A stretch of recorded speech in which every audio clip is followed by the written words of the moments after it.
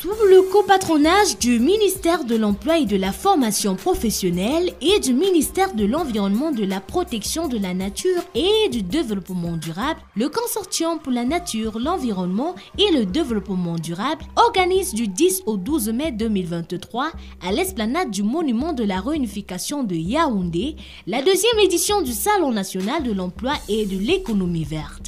Sous le thème « Métiers verts et verdissants comme levier d'atteinte des objectifs de la SND 30 ». Au programme, foire aux emplois, village d'exposition, ateliers thématiques, rencontres économiques, partage d'expériences et prix de l'innovation verte.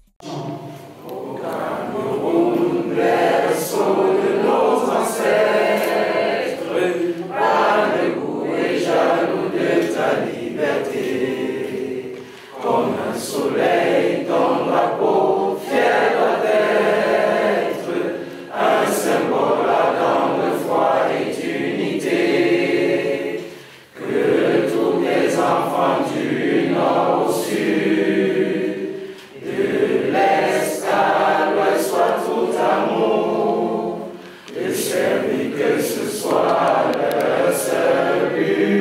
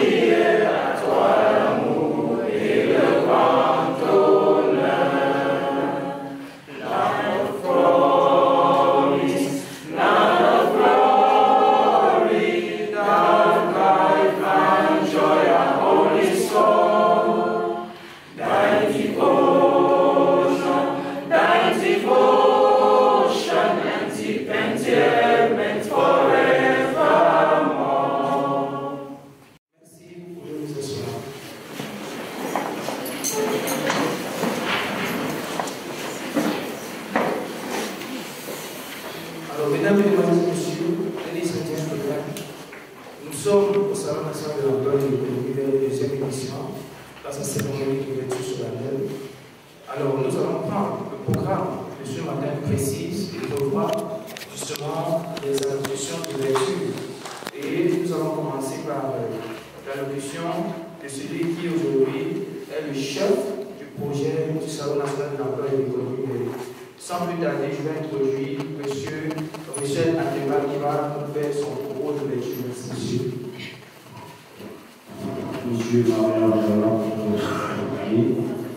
Monsieur le ministre de l'Emploi et de la Formation professionnelle, Monsieur le ministre de l'Environnement, de la Protection de la Nature et du Développement durable, Monsieur le directeur de l'Institut des Relations internationales du Cameroun, Mesdames et Messieurs, en vos qualités de rang, titres et grades respectifs, c'est pour moi un grand honneur de prendre la parole en ce jour à l'occasion de l'ouverture de la deuxième édition du Salon national de l'emploi et de l'économie verte.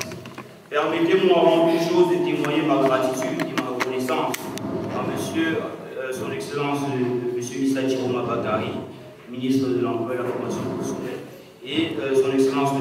Elivier, ministre de l'Environnement, de la Protection de la Nature et du Développement durable, pour avoir accordé à cet événement un patronage respectif de leur département ministériel.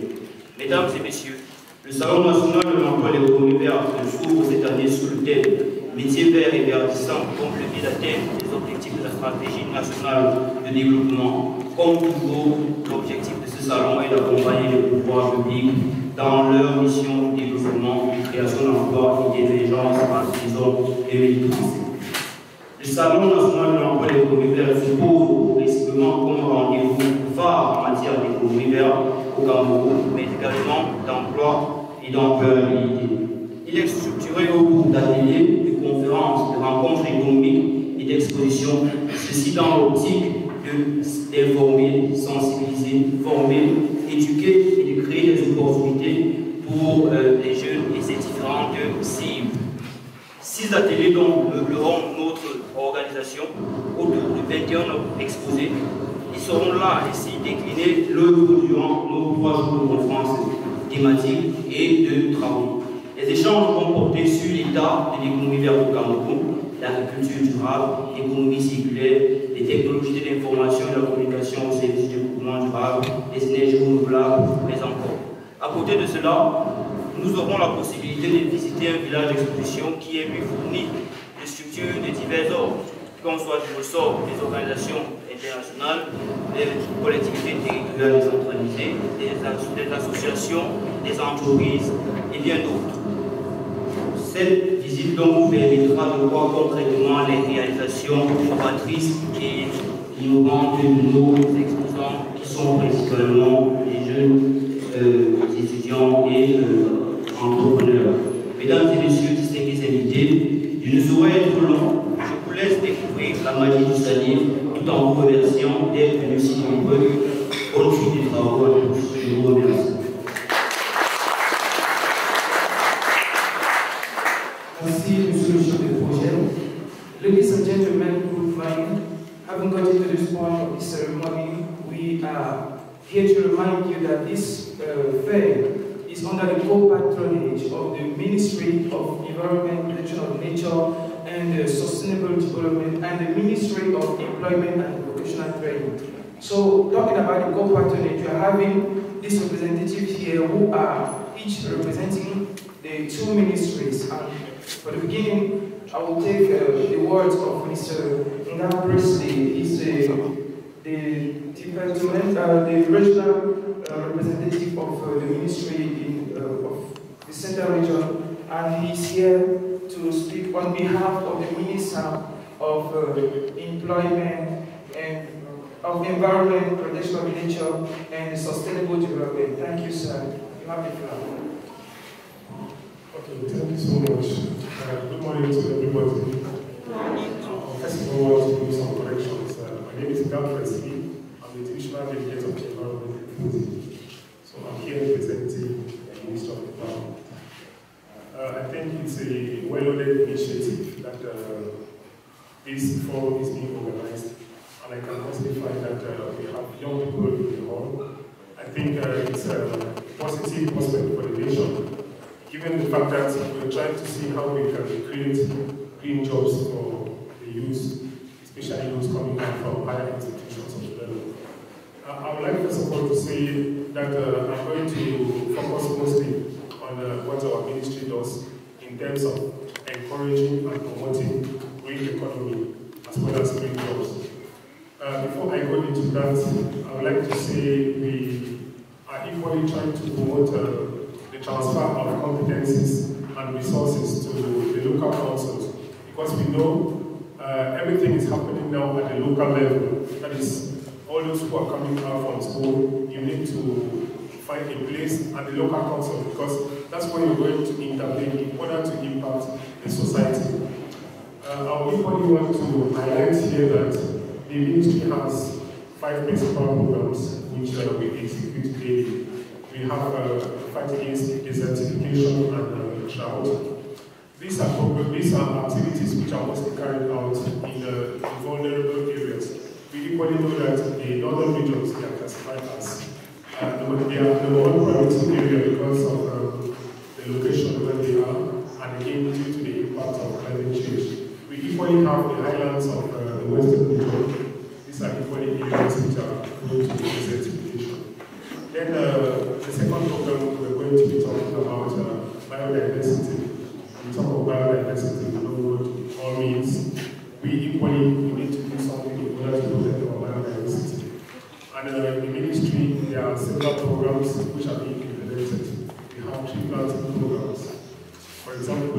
far north region, we have Operation Green Sahel. It's one of the biggest tree planting projects in the Ministry of Environment. As I said earlier, it's an area which is classified as #1 vulnerable area.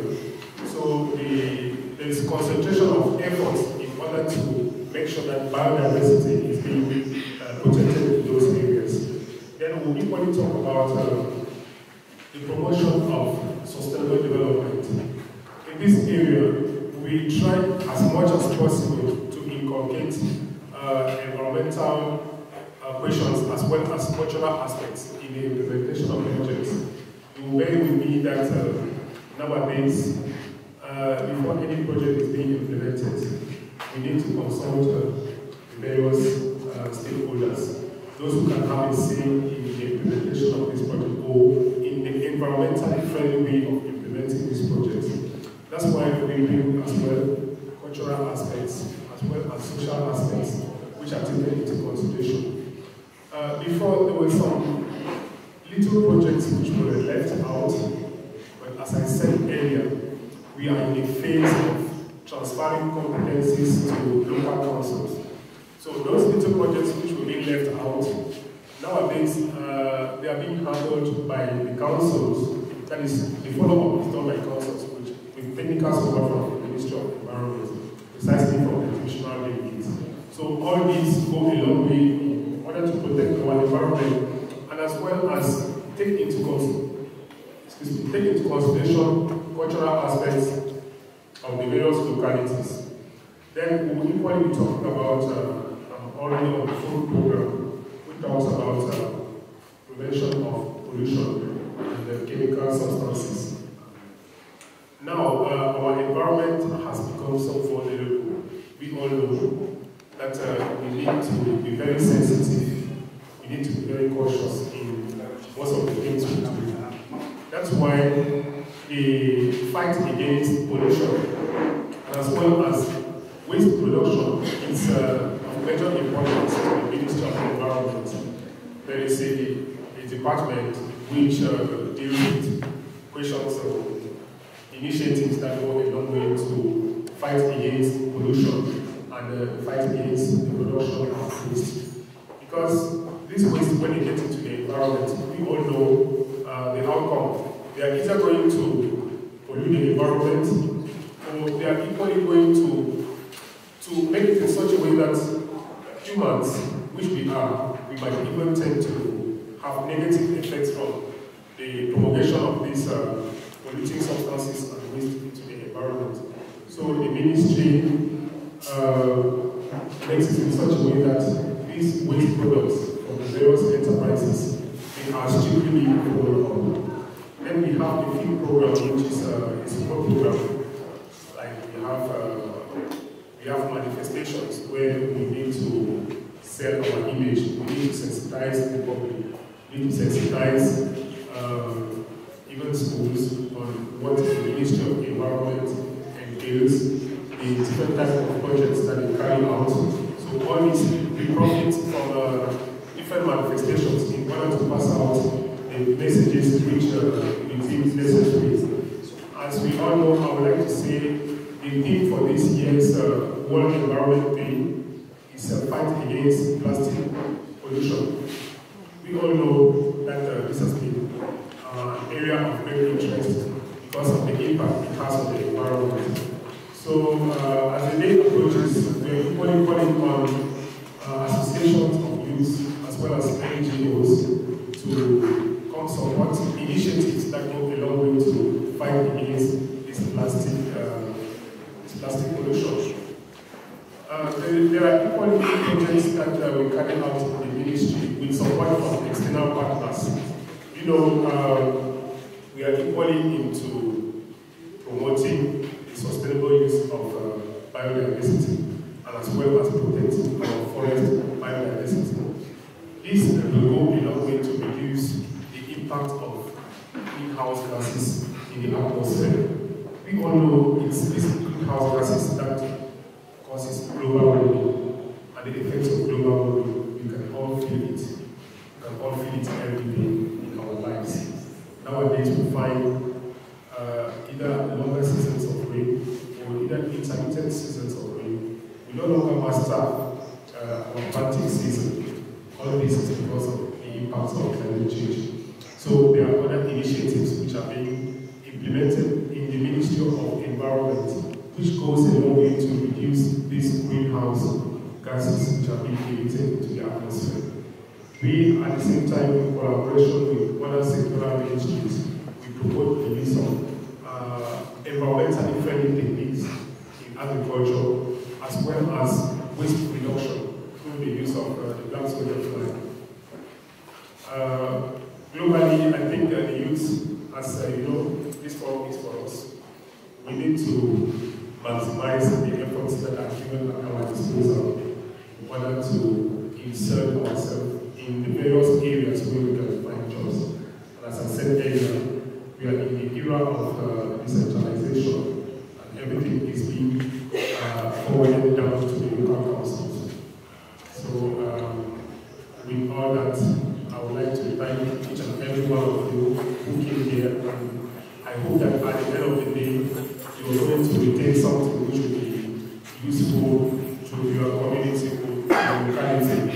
At the same time, I want to present the environmental, I want to present the team from the Ministry of Environment, which is having its camp, which is going to be visited. If you have any other preoccupations, I think we can address it. They are capable of taking down the preoccupations and giving some answers. Thank you.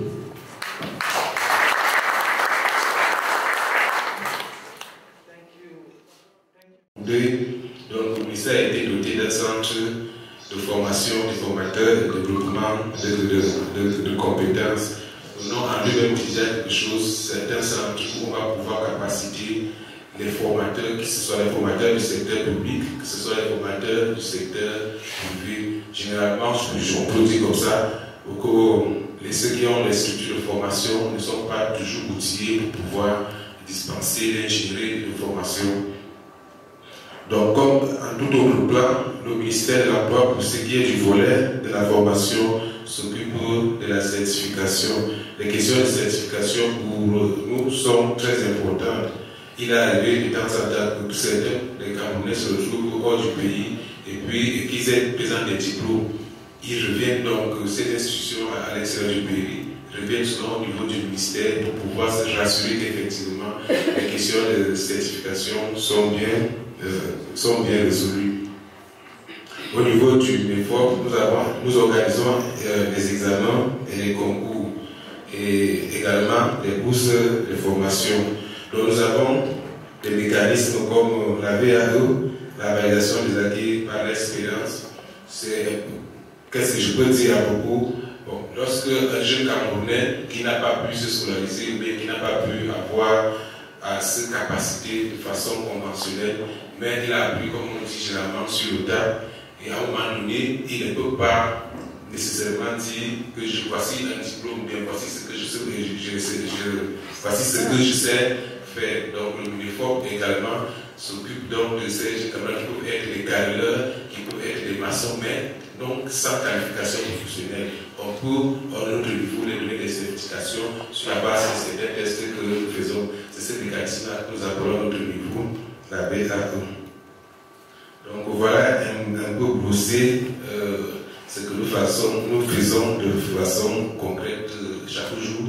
La liste est loin d'être exhaustive, mais c'est déjà ça l'essentiel de ce que nous faisons au ministère de l'Emploi. Donc, s'agissant des interventions, donc disons les activités, les tâches, tout ce que nous faisons chaque jour au quotidien, en dehors de ce qui pourrait être ici perçu comme la partie conceptuelle de tout ce que nous faisons. De façon opérationnelle, de quoi est-ce qu'il est exactement question au MINEFOP. Donc pour mettre en œuvre ce qui est pensé de façon stratégique, il y a des petits mécanismes au niveau du MINEFOP qui nous aident donc à mettre ceci. Nous avons par exemple le programme de promotion des emplois verts. Donc je pourrais y revenir plus tard puisque nous sommes invités également à animer certains ateliers de débat ici. Donc je pourrais revenir sur le programme de promotion des emplois verts. Vous voyez déjà le lien entre le programme de promotion des emplois verts et le SANEF. comme autre activité que nous menons au MINEFOP, nous avons le projet d'appui à l'amélioration des compétences et de la compétitivité dans les secteurs porteurs de l'économie. Nous avons également la création et l'équipement de nouvelles structures de formation professionnelle dans les régions de l'extrême nord. Nous avons le renforcement des capacités techniques et entrepreneuriales des promoteurs des PME dans les métiers industriels. Nous avons l'extension des centres de formation rapide des métiers, notamment celui de Pitois. Nous avons entre autres le renforcement des capacités techniques et infrastructurelles des structures de formation professionnelle des départements du Diamaré, du Logone et Chari, du Mayo-Savoie, en fonction des secteurs porteurs. Le renforcement des formateurs des structures de formation, dont je l'ai évoqué tout à l'heure, pour ce qui était la partie stratégique de mon propos. Nous avons entre autres la réalisation des études sur la nomenclature des emplois verts. Il faut dire, pour ceux qui voulons visiter notre stand, nous avons à ce niveau-là la cartographie des emplois verts. Donc cette question est en phase avec donc, ce document-là pour ceux qui voudraient bien s'y intéresser, d'autant que nous pourrons y revenir plus tard. Nous avons le projet de lutte contre le chômage et le sous-emploi des couches vulnérables. Nous avons le projet d'insertion professionnelle des diplômés camerounais des universités et écoles arabes. Nous avons le projet de construction des centres de formation d'excellence. C'est plus un projet puisque les centres de formation d'excellence sont désormais opérationnels. Comme autre projet au niveau du MINEFOP, nous avons le projet d'élaboration des plans d'insertion et de réinsertion professionnelle des jeunes, le projet de mise en place des bureaux d'emploi municipaux. Ce qui est des bureaux d'emploi municipaux, il faut noter qu'il s'agit là d'une politique d'emploi de proximité. Donc nous voulons à ce qu'au niveau des mairies, qu'ils puissent avoir un bureau qui s'occupe de façon spécifique des questions d'emploi. Donc c'est un projet qui me tient à cœur et il est presque opérationnel dans beaucoup de mairies au Cameroun. Comme autre projet, nous avons le projet de construction excusez-moi. Donc nous avons entre autres projets du MINEFOP, mais cette fois-là, pour ce qui est des organismes rattachés. Donc nous avons l'OPACI, le programme intégré d'appui aux acteurs du secteur informel. Donc nous avons le FNE. Donc pour ce qui est de ces organismes sous tutelle du MINEFOP, nous avons à l'intérieur des interventions comme le programme spécial pour l'emploi des jeunes, le programme retraite emploi jeunes, le programme d'appui à l'auto-emploi et à la micro-entreprise, le programme de parrainage des micro-entreprises, le programme d'appui à l'insertion et à la réinsertion socio-professionnelle des couches vulnérables. Entre autres projets, nous avons le programme d'appui au retour des immigrés camerounais. Donc nous savons combien de fois cette question des immigrés, chaque jour, comment ils sont débarqués à l'aéroport, donc au niveau du FNE et du PACI. Nous avons donc ces passerelles-là qui permettent de temps en temps d'accompagner cette frange de notre population. Donc je vais poursuivre mon propos en énumérant également le programme d'appui à l'insertion des diplômés de l'enseignement supérieur et centre intégré d'information pour l'entrepreneuriat des jeunes. Je ne vais pas oublier ici le centre d'information et d'orientation professionnelle qui a également son stand-là. Les uns les autres peuvent se rapprocher de ce stand-là pour savoir exactement de quoi est-ce qu'il est question. Bon, la liste est loin d'être exhaustive, mais vous comprenez combien de fois les questions d'emploi, comme je l'ai dit à l'entente de mon propos, sont essentielles au niveau du MINEFOP. Et comme je l'ai dit à l'entente, M. Issa Djourou m'apprête une attention particulière pour toute initiative privée qui concourt à la promotion des emplois verts. Donc je voudrais féliciter M. Franck Ateba, le chef de projet, pour cette démarche-là qu'il a entrepris depuis 2 ans pour pouvoir associer le ministère de l'Emploi et de la formation professionnelle au salon. Donc vous trouverez à notre niveau tout l'accompagnement nécessaire pour que le salon vive et qu'il soit davantage pérennisé. Et je me réjouis de constater que dans la salle, elle est essentiellement composée de la frange jeune de la population. Et je crois que même le panel également, c'est le cas. Donc ça montre combien de fois les jeunes prennent leur destin. On ne cessera jamais de redire à la suite du chef de l'État, il nous demande aussi. Et c'est d'ailleurs dans des initiatives comme celle-ci que nous répondons favorablement et positivement à cela. Donc je vais m'arrêter là pour cette phase d'allocution. Peut-être que dans les années débats, nous pourrons revenir davantage sur les questions spécifiques. Donc merci à tous.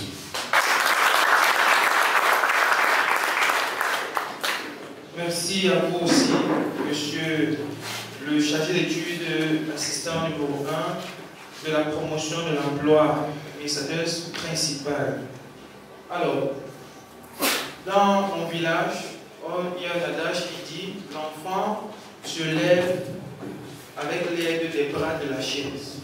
En langue vernaculaire, ça a encore un peu plus de sens. Mais je le dis ainsi pour dire que si le SANEF 2023 a eu lieu, c'est parce que vous, le MINEFOP et le MINEDEL, nous avez prêté les bras de votre chaise pour que nous nous levions.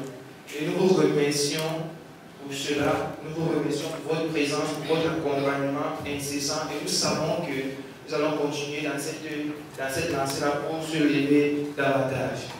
Alors, mesdames, mesdemoiselles et messieurs, nous allons, les dés sont jetés déjà, nous allons continuer notre cérémonie tranquillement. Je voudrais déjà dire ici qu'après cette cérémonie d'ouverture officielle, nous aurons une session plénière qui va être meublée par plusieurs présentations qui sont exposées de différents panélistes qui vont venir exposer ici les talents de leurs connaissances sur les thématiques qui leur seront proposées. Je vous prie justement après cela de ne pas manquer d'assister à cette session plénière et à cet atelier thématique numéro 1. SANEF sur le CRDébat. Alors, sur vos acclamations, s'il vous plaît. Merci.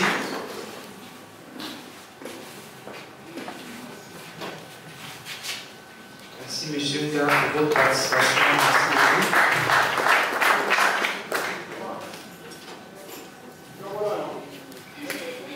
Alors, mesdames, mesdemoiselles et messieurs, merci pour votre bienveillante attention. Le programme en partenariat avec le ministère de l'Emploi. Et après pratiquement 13 années de combat pour l'emploi des jeunes, je suis aujourd'hui extrêmement honorée et heureuse d'être dans cette salle et de voir qu'il y a une jeune génération qui est en train de prendre aujourd'hui la relève.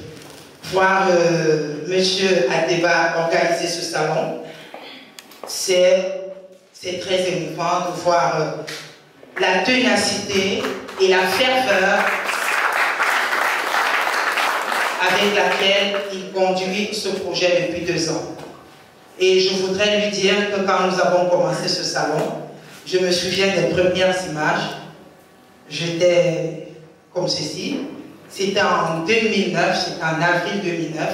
Et aujourd'hui, nous sommes en mai 2023, ça fait très longtemps. Et je voudrais souhaiter bon vent et dire que si aujourd'hui nous sommes à la 2e édition, nous arriverons à la 15e et à la 20e édition. C'est l'occasion pour moi de dire, de solliciter les administrations publiques présentes ici de véritablement accompagner ce projet parce qu'aujourd'hui, les métiers orientés vers l'emploi vert sont les métiers d'avenir. Donc, je m'adresse principalement aux représentants du ministère de l'Emploi, la DPE, la direction de la promotion de l'emploi, qui accompagne à travers le MINEFOP, bien sûr, le salon des métiers, de véritablement accompagner ce projet, pas seulement sur le plan technique, mais également sur le plan financier. Monsieur le représentant du ministre, s'il vous plaît, trouvez le moyen, inscrivez cela aujourd'hui dans le plaidoyer, trouvez le moyen de mettre un budget dans le cadre du SANEF 2024.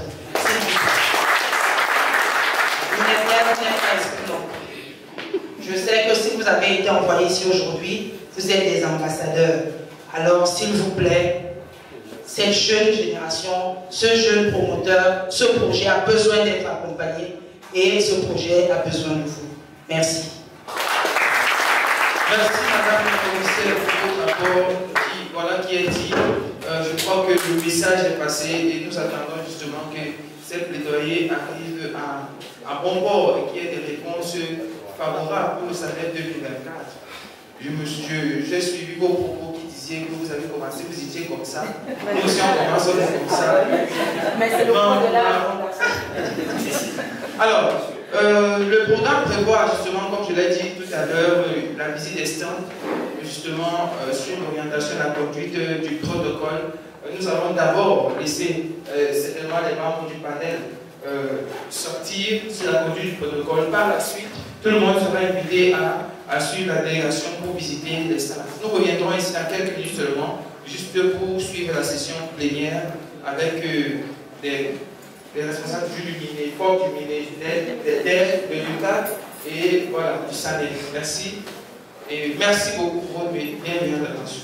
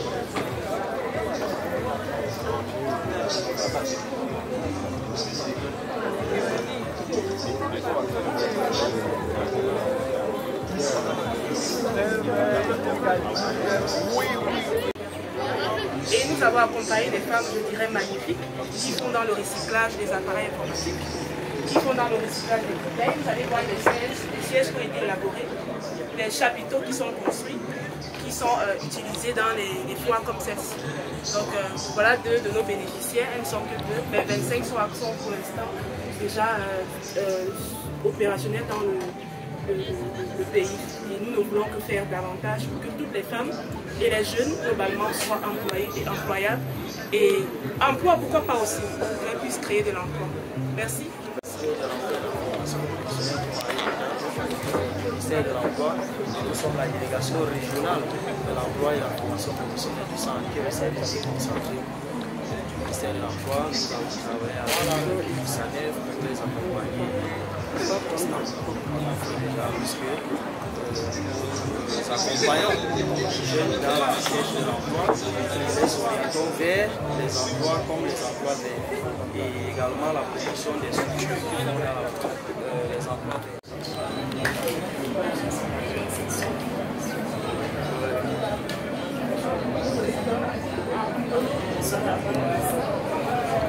Comme je disais, nous sommes au centre d'orientation et d'information professionnelle.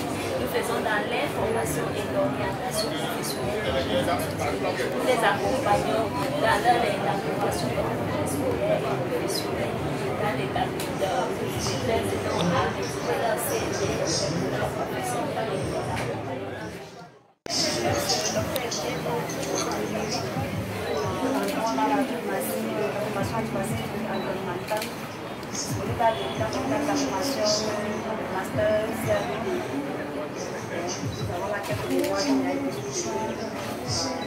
général des étudiants et du secteur qui va présenter en présence des sujets de la formation.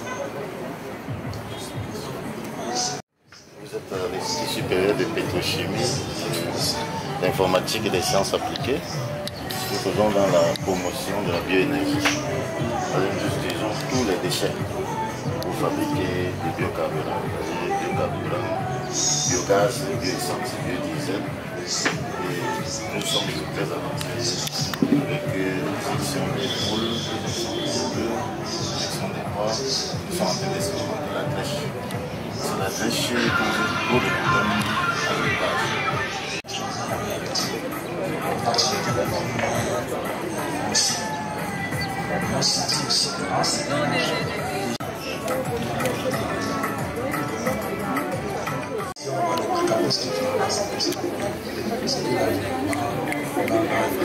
Il ne s'agit pas que de forêts, il s'agit de déchets, il s'agit de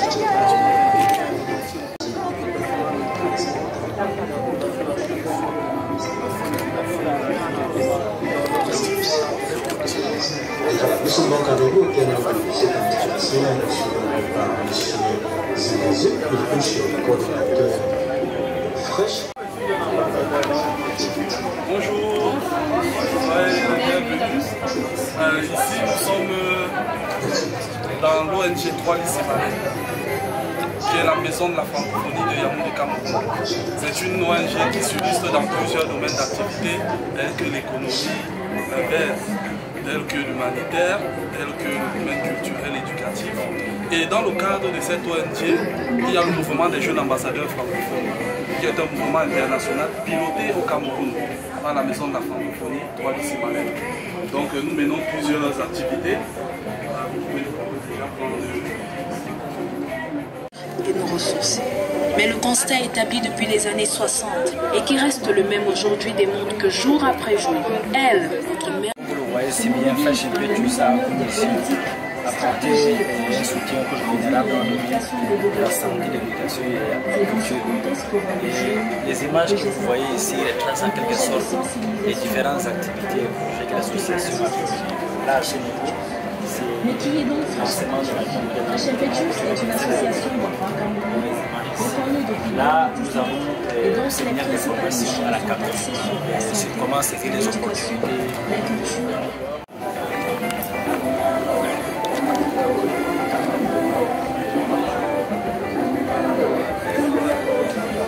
Bienvenue au stand du débat de l'HPC.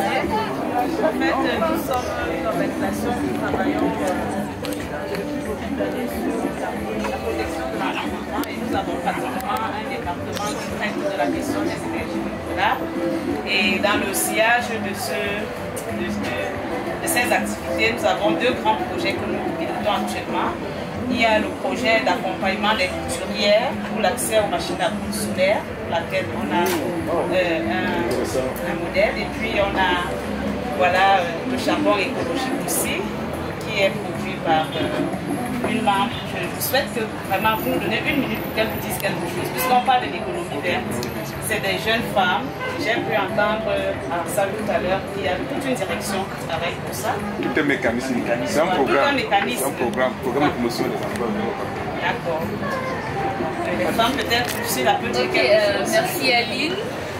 Chaleureuse salutations à tous. Donc, je réponds au nom de Buntiosa Ursula Dorian. Je suis fondatrice de la structure Polonia Tech, qui est membre du REGEFAC, parce que comme on vient de le dire, le REGEFAC c'est un réseau au sein duquel il y a beaucoup d'organisations.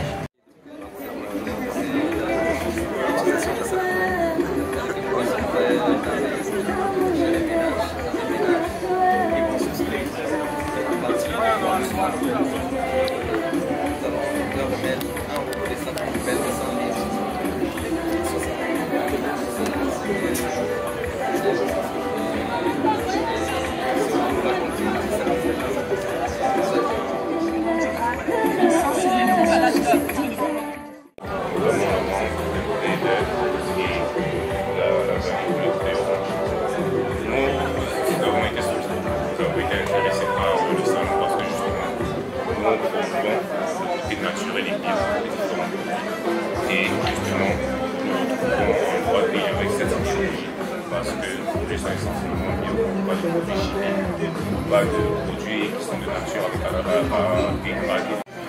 le protocole, venez.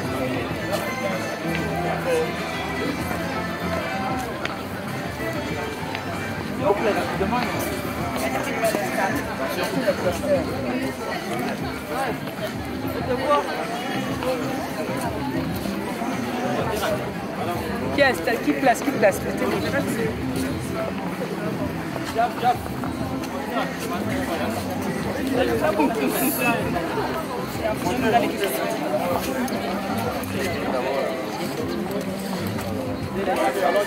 S'il vous plaît.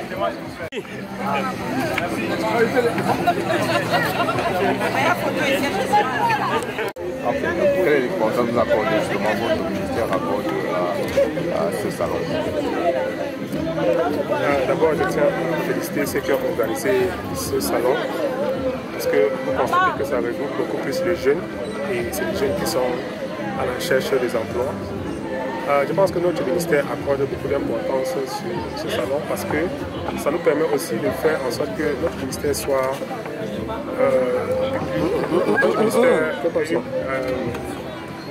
soit connu sur ces différentes activités que nous menons.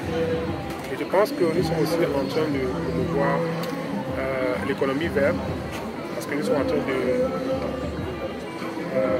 voir les différentes activités qui font en sorte que l'environnement soit protégé. Et je pense que c'est le but de notre ministère, pour se rassurer que l'environnement est bien protégé. La raison pour laquelle nous proposons des activités qui font en sorte que qui est la réduction des émissions de gaz à effet de serre, la promotion du développement durable et en même temps la lutte contre la pollution. Quelles sont ces activités-là et quels liens font avec ce salon justement? Quand je parle de la protection de la biodiversité par exemple, vous savez que c'est un aspect qui est très important. Et nous menons déjà les activités avec les communes où il y a des transferts de compétences qui sont faits à ce niveau. Et tout ça, c'est pour faire en sorte que notre environnement soit protégé. La raison pour laquelle on demande aux jeunes, ceux qui sont formés et ceux qui sont en cours de formation, pour se rassurer qu'à la fin de leur formation, ils vont trouver des emplois au niveau de chaque commune.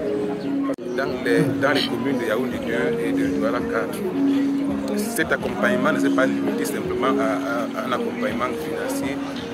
C'est pas moi également été capacité de manière à ce qu'elles puissent davantage tenir le projet d'entrepreneuriat. Mon nom est Jean-Pierre, je suis l'administrateur principal du travail, je suis en service du ministère de l'Emploi, de la formation professionnelle, précisément pour la division de la promotion de l'emploi. Merci. Pour répondre aux problématiques de lutte contre les changements climatiques, mais également d'insertion professionnelle. Le taux de chômage grandissant au Cameroun nous donne de pouvoir observer de nouveaux secteurs pourvoyeurs d'emploi. Et comme on l'a toujours dit, le Bureau international de l'emploi, du travail autant pour moi, présente cette économie comme étant une très grande pourvoyeuse d'emploi. 60 millions d'emplois sont appauvris en Afrique. Il était question que le Cameroun puisse structurer ce secteur de sorte à ce que les jeunes puissent en bénéficier, en tirer profit.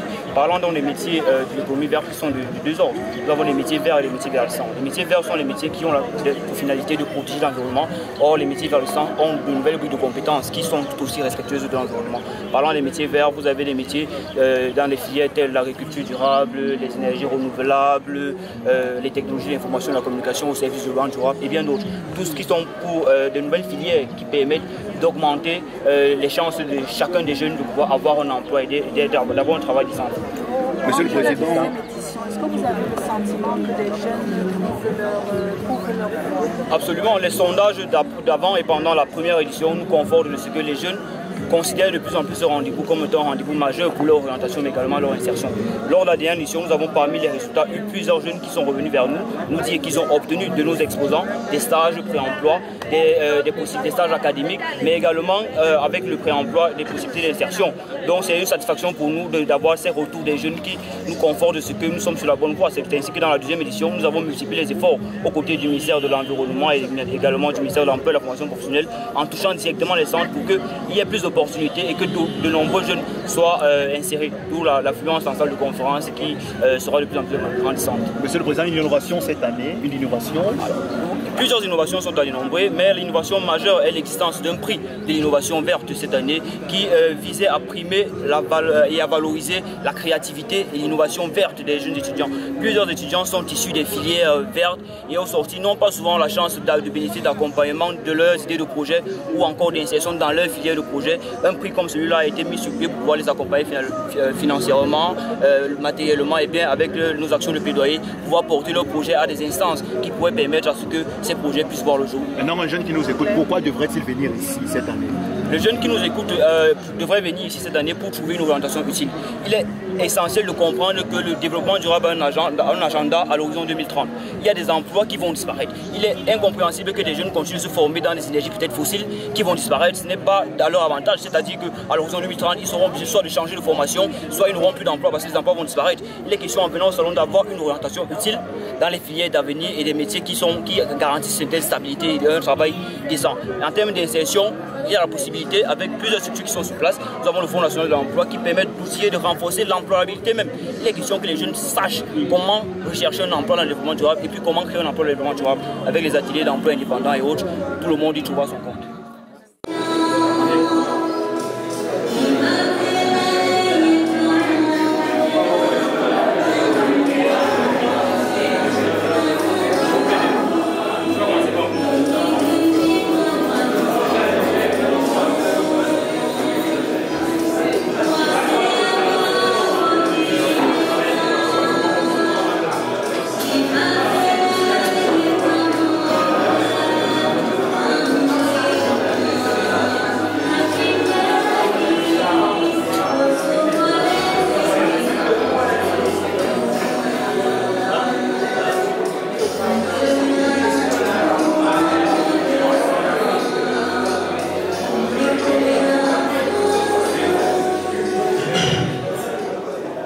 De retour dans cette salle de conférence, chers invités, nous allons passer justement à ce que nous avons appelé la session plénière relative au salaire 2023. Alors, le décor est planté, les panélistes sont assis. Je vais commencer rapidement par présenter celui qui va prendre la parole en premier dans le cadre de cette session plénière. Je m'en vais vous présenter M. Lateba, chef du projet salaire 2023, qui aura le plaisir de nous parler de présenter le salaire 2023 et le salaire en général et le salaire 2023 en particulier. Mesdames, Messieurs, Monsieur le chef de projet, M. Lateba, merci. Bonjour à tous, je vous remercie d'avoir pris de votre temps pour participer à cet échange que nous avons organisé. Je vais tout d'abord parler du comité d'organisation. Parce qu'il ne faut pas penser que l'événement réside sur mes seules épaules. Je suis bien entouré et mentoré même par le docteur Florence Pala. Je travaille avec de nombreux étudiants jeunes comme moi, une bonne vingtaine dans le comité d'organisation, c'est-à-dire on a des volontaires qui sont prêtés pour l'organisation de ce salon, qui soient issus d'établissements privés, publics, des doctorants. On a un peu le tour dans le comité d'organisation, mais ils sont tous issus des filières. Donc le mérite est à eux aussi, pas à moi juste. Donc voilà. La tâche qui m'est incombée aujourd'hui est de présenter le salon national du mouvement des communautaires. J'ai l'impression que la tâche ne sera pas prête. Effectivement, un dossier de présentation avait été commis d'office. Certainement, quand la présentation sera prête, vous pourrez en prendre connaissance. Mais il va sans dire que le Salon national de l'emploi des communautaires est un projet qui a eu son aujourd'hui. Nous avons organisé, toujours sur le co-patronage du ministère de l'Environnement, de la protection de la nature et du développement durable et du ministère de l'Emploi, la formation professionnelle, une édition en 2022, toujours au mouvement de la réunification. La thématique portait sur le Cameroun face à la triple puissance de création d'emplois, de génération d'emplois, création de richesses et protection de l'environnement. Fort donc des travaux qui ont été issus de l'existence d'un rapport depuis le 25 pages qui a été commis par justement le comité d'organisation. Les préoccupations qui revenaient étaient la compréhension autour des métiers verts. Et justement, dans les différents ateliers, nous avons pu constater qu'il y a d'abord une différence fondamentale entre les métiers verts et les métiers verdissants. Pour ce qui est des métiers verts, il s'agit des métiers qui ont cette finalité de protéger l'environnement. Or, nous avons les métiers verdissants qui, quant à eux, intègrent une nouvelle grille de compétences, mais qui sont aussi respectueux de l'environnement et surtout pourvoyeurs d'emploi. Le Bureau international du travail présente l'économie verte comme étant le plus grand pourvoyeur d'emploi en Afrique subsaharienne à pouvoir sans pouvoir. On ne comprend pas pourquoi les jeunes continuent de chômer, or on a un tel potentiel d'employabilité. Il était question pour nous d'offrir en accompagnement du gouvernement camerounais un instrument pour pouvoir permettre à toute la population, qu'ils soient des jeunes ou des personnes en quête de reconversion ou d'orientation, parce qu'il faut le dire, justement le salon a vocation à l'orientation. Le développement durable a un agenda à l'horizon 2030. Il serait superflu d'avoir les gens qui continuent de s'orienter aujourd'hui dans les énergies fossiles. Par exemple, quand on sait que les métiers seront appelés à disparaître, en venant au salon, vous savez que bon, voilà, nous sommes à l'aise du renouvelable, autant mieux s'orienter dans ces énergies vertes-là qui sont gages d'une certaine employabilité, d'une certaine stabilité, même dans l'emploi. Ça ne sert à rien de travailler aujourd'hui pour perdre son emploi demain et devoir aller se reformer sur de nouvelles compétences. Donc, je tiens à vous présenter, à adresser les remerciements de tout le comité d'organisation d'avoir pris votre temps pour être là. Nous avons un dossier de préparation qui a été prévu, que vous pourrez apercevoir sur l'écran de présentation. En termes de présentation, il faut dire que le développement durable est un engagement historique avec pour ambition affichée de jeter les bases d'un développement avec une certaine accointance à ce qu'on peut appeler l'inclusion sociale, mais également une soutenabilité ou même une durabilité de notre croissance économique. Dans la croissance, dans la compétition de pour moi qui s'engage aujourd'hui, il est question que la mise en place de l'économie verte au niveau du Cameroun soit évidente, car le Cameroun possède un énorme potentiel de ressources qu'il convient de mettre en valeur, en soutenant notamment les initiatives propres et qui sont du ressort des filières vertes. L'économie verte est donc porteuse de ces opportunités d'emploi qui soient du ressort des métiers verts ou des métiers verdissants. Parlons d'économie verte, beaucoup demandent certainement c'est quoi l'économie verte. Certainement, mes copanélistes pourront vous entretenir de long en large sur la thématique, mais il faut savoir que selon le programme des Nations Unies pour l'environnement, l'économie verte apparaît donc comme une économie qui entraîne une amélioration du bien-être humain et de l'équité sociale, tout en réduisant de manière significative les dégâts environnementaux et l'utilisation rationnelle des ressources. Quels sont les emplois de l'économie verte? On l'a dit, nous avons les métiers verts et les emplois verdissants. Parlons des métiers verdissants, ce sont des professions dont la finalité n'est pas environnementale, mais qui intègrent des nouvelles briques de compétences pour prendre de façon significative et quantifiable la dimension environnementale dans le geste métier. Pour les métiers verts, ce sont les métiers dont la finalité, on va remonter un peu, ce sont les métiers dont la finalité, les métiers dont la finalité et les compétences mises en œuvre contribuent à mesurer, prévenir, corriger les impacts négatifs et les dommages sur l'environnement. On va descendre, on va passer slide. Comme je l'ai dit, il s'agit dans cette plateforme-là une réponse concrète par et pour la jeunesse à la question de résorption du chômage et du développement économique.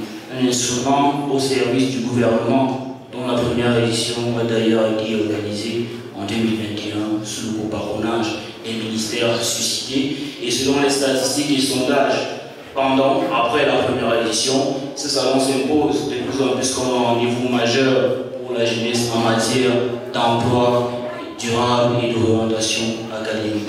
Il reste donc fidèle à ses ambitions de changer de modèle de développement économique, associer les jeunes aux prises de décision, soutenir la création d'emplois verts, sensibiliser, informer les jeunes sur les opportunités d'orientation académique et d'insertion professionnelle autour de l'économie verte.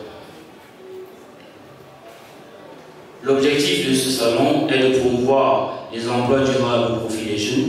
En effet, il est question pour les jeunes ici de de valoriser non seulement leur créativité, en ayant l'opportunité de présenter à différents partenaires, qu'ils soient du ressort du public, du privé, des investisseurs et même du grand public, des projets susceptibles de générer des emplois dans le domaine. Ça m'amène à présenter une innovation de la deuxième édition, l'existence d'un concours qu'on a appelé le prix de l'innovation verte. Il a été lancé dans sa phase de pilote dans plusieurs établissements dans la ville de Douala, Yaoundé et même Balmayo. Justement, la quintessence de ce qui est les travaux en région seront délivrés ici lors des ateliers futurs. De façon spécifique, nous cherchons à proposer des actions de responsabilité sociétale des organisations ou des entreprises, aux entreprises privées et publiques, faire découvrir les filières vertes, les formations qui y conduisent, présenter aux différents publics du salon des filières de formation professionnelle à la sortie de modèles de référentiels appropriés, participer à la lutte contre les fléaux tels la délinquance juvénile, la prostitution, le chômage, pour dire que notre projet a aussi une valeur sociale. Vulgariser l'adoption des gestes éco-responsables, c'est-à-dire implémenter ou vulgariser une certaine éco-citoyenneté et donc proposer des actions de plaidoyer auprès des instances gouvernementales ainsi que des partenaires au développement, parce que nous avons des collaborations avec même des ambassades que vous pourrez écouter durant le salon. Pour la mise en place de mécanismes et dispositifs de financement en faveur des jeunes en situation de chômage dans les communautés. Le salon prend pour cible les jeunes diplômés ou non, les populations en situation de chômage ou en quête de reconversion, les promoteurs des centres de formation professionnelle, les institutions nationales en charge des questions de l'emploi, les organisations de la société civile, les organisations multinationales et même les collectivités territoriales décentralisées. Dans sa deuxième édition, le salon a eu un tour de format. Nous avons eu une édition nationale, celle que nous sommes en train de vivre, mais également, au sortir de la première édition, il a été recommandé d'organiser des ateliers en région. À cet effet, donc, nous avons organisé à Douala, à l'Institut panafricain de développement, un colloque régional de l'emploi et de l'économie verte, dont la restitution sera faite ici même, avec plusieurs partenaires académiques. Je peux citer l'Institut Kakikam de Douala, l'INSEP de Douala et bien d'autres. Nous prenons pour axe majeur durant notre édition l'organisation des ateliers thématiques, une foire à exposition et des sessions pratiques et puis des rencontres économiques. Nous avons la possibilité ou la chance d'avoir durant cette édition une salle B qui servira non seulement pour contenir l'affluence de nos participants, parce qu'il faut rappeler les mesures barrières et avec les religieux gouvernements aussi, la possibilité d'avoir des ateliers qui sont suivis là-bas, mais également d'organiser des sessions pratiques pour pouvoir concilier ce qui est fait ici et la théorie qui est faite ici a une certaine praticité tout là-haut. Et puis on a le prix de l'innovation verte, dont le concours a été lancé, il est du dépouillement fait. Les résultats du concours seront délivrés ici même lors de la cérémonie de clôture et les récipiendaires seront, les participants, les finalistes seront là et les meilleurs primés. Cette édition privilégie donc les domaines porteurs du ressort de l'agriculture durable, des énergies vertes, les technologies de l'information et de la communication au service du développement durable, l'habitat durable, l'éco-construction, l'assainissement, la gestion des déchets, le recyclage et même les technologies pour l'atténuation et l'adaptation au changement climatique.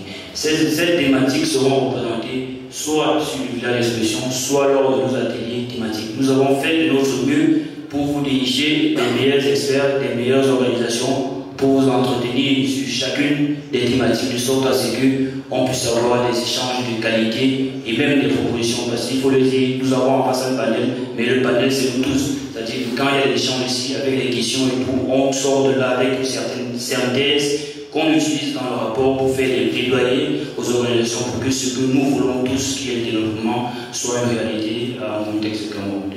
Et donc les résultats dans notre deuxième édition sont le développement déjà d'une éco-citoyenneté effective sur le plan local et même national, la tenue des colloques dans les régions de la Damawa et du littoral. Malheureusement, du fait de l'organisation des Jeux universitaires, nous n'avons pas pu organiser le colloque prévu à la Damawa et ce sera chose prochaine.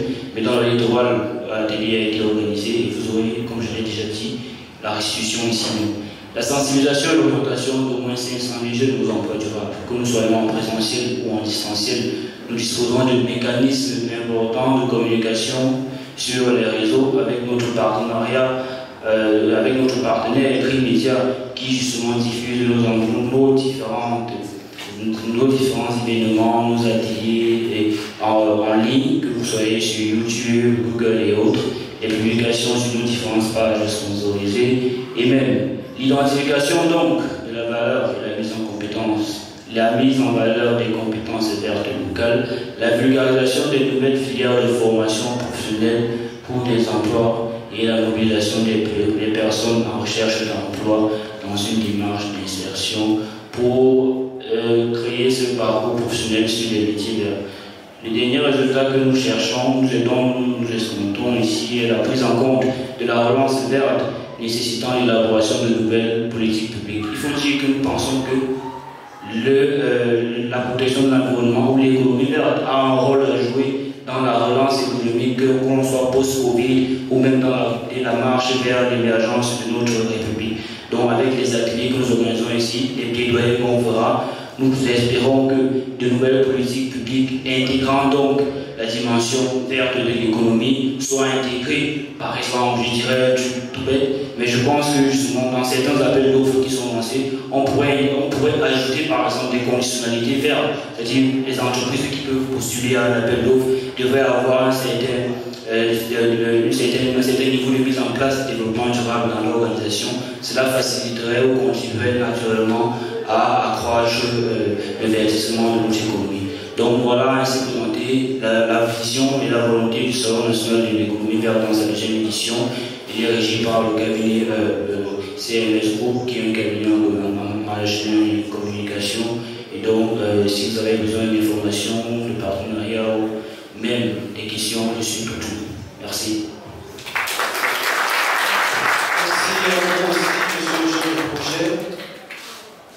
Ayant dans les informations relatives à ce que c'est que le salaire, nous allons passer justement à notre prochain panéliste. Je rappelle qu'après les présentations, nous aurons un temps pour poser nos questions.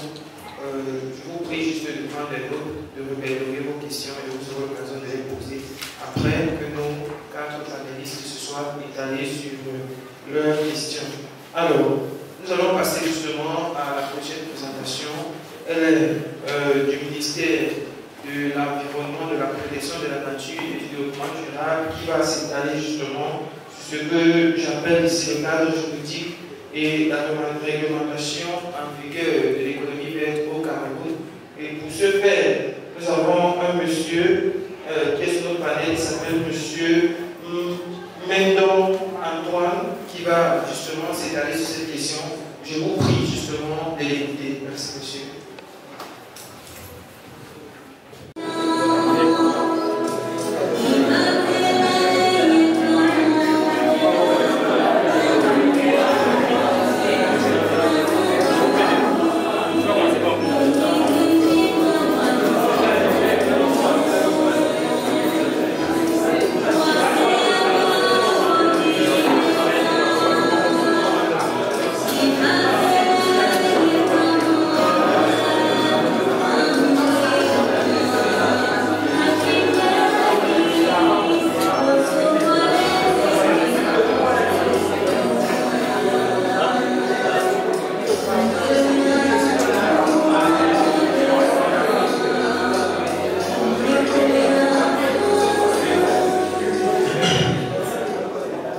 De retour dans cette salle de conférence, chers invités, nous allons passer justement à ce que nous avons appelé la session plénière relative au salaire 2023.